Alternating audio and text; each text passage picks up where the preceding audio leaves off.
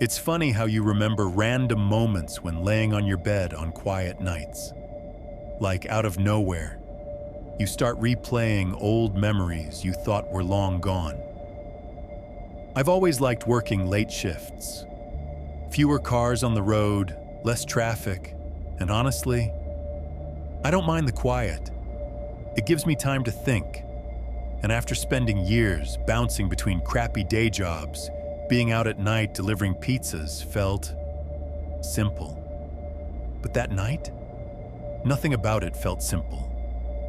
It was December 10th, 2021. Yeah, right before the holidays. Everyone was busy shopping or throwing parties, but I was out working my usual gig, trying to save up for my sister's birthday. I remember because I was listening to some true crime podcast. Ironic, I know, when the order came through. Deliver to Crestwood Pines. Now, if you're not from around here, Crestwood Pines is this weird little gated community on the edge of town. Fancy houses, perfect lawns, the kind of place where people have matching mailboxes and neighborhood watch signs everywhere. Thing is, most of those houses are empty, like 80% of them. Some say it's because the developers ran out of money halfway through the project. Others say rich people buy them as investments and just let them sit. Either way, no one I know delivers out there past dark. But hey, the tip looked fat, so I accepted. I got to the gate and it just opened on its own. No guard, no call box, nothing. Just the creak of rusty hinges swinging wide like the place was expecting me. Already sketchy, right? I biked in, and the deeper I got, the weirder it felt. Streetlights were dim, flickering like they hadn't been serviced in years. Every house I passed, blacked out, curtains drawn, like the whole place had been abandoned overnight. Except for one. At the very end of the street, there was a 2-story colonial with warm, golden light spilling from every window. Candles in every room, like they were prepping for a blackout or something.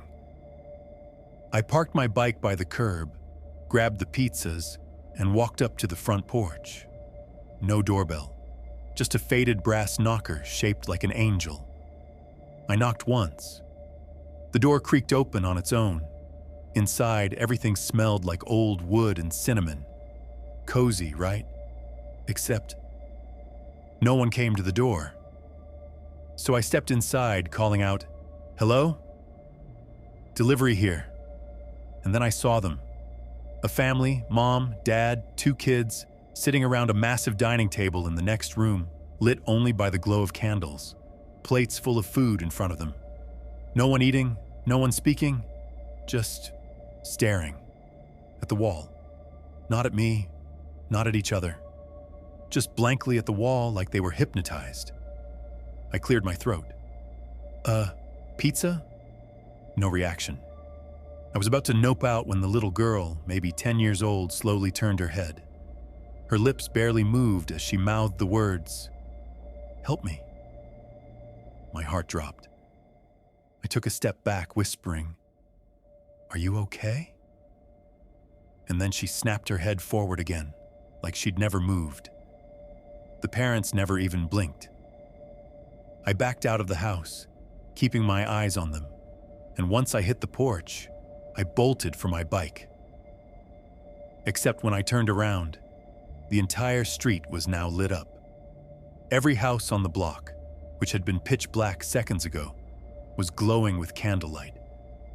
And behind every window, families, all sitting at their tables, all staring, blank, identical poses, identical stares.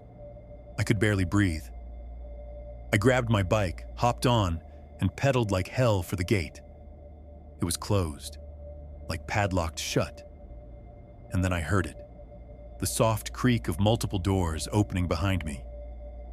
I turned around, and all those families, they were standing in their doorways, every single one, same clothes, same expressions.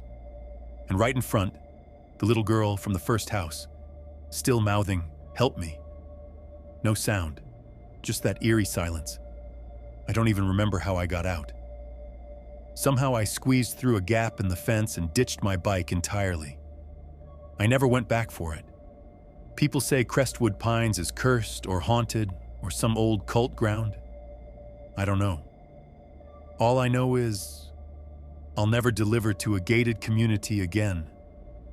And every time I pass by one, I swear I can feel eyes watching from behind those dark windows.